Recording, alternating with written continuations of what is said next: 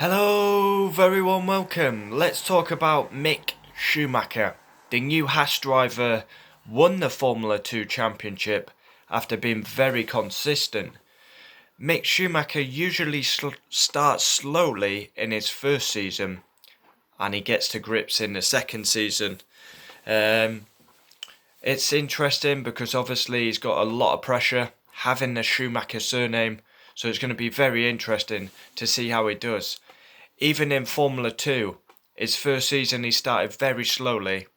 The second season he won the championship by being very consistent. He's got a lot of support, he's got huge pressure with the surname. But Mick Schumacher needs to be judged for himself. He's not his dad, he's got he's his own person, so you got to judge him on his career, and it's going to be interesting to see how he does. Obviously, he is a Haas driver for 2021.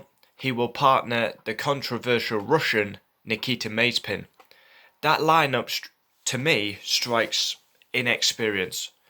Schumacher and Mazepin have got no F1 experience. Obviously, Schumacher had a FP1 session in Abu Dhabi, but surely Haas would have been better keeping a Grosjean Magnussen alongside Schumacher, but obviously they needed the financial backing of Nikita Mazepin.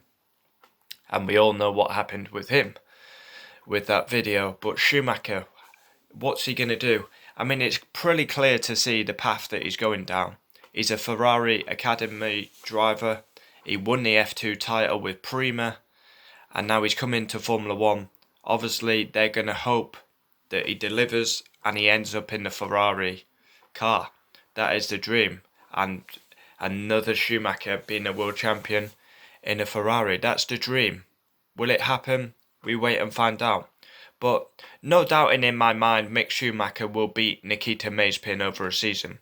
Even if he starts slow in his first season, I still think he'll beat Mazepin.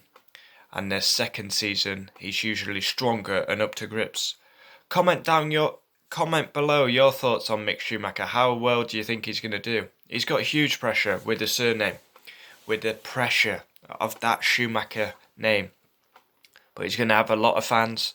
Obviously, Michael Schumacher had so much support. Obviously, that's going to rub off onto his son.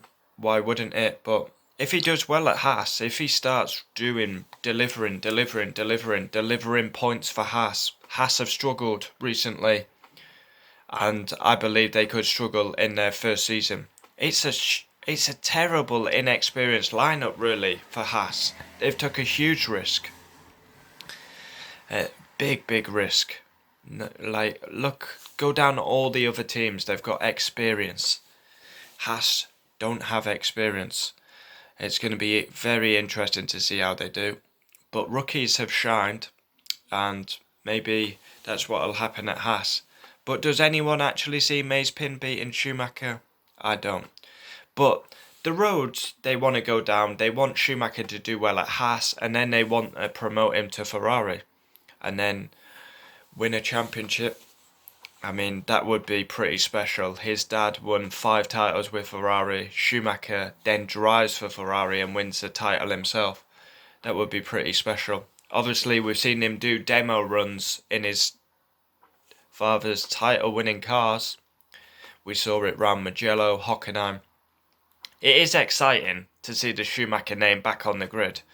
But let's see how he does. I mean, I've got to say, I absolutely love the team principal at Haas, Gunter Steiner, takes no prisoners. But for me, Schumacher will easily beat Mazepin. But I expect him to start slow and be better in his second season, because that's what I saw in F2. But he deserved to win the F2 title. He was so consistent. The last race that I remember at the Bahrain Outer, he nearly threw the title away by locking the tyre.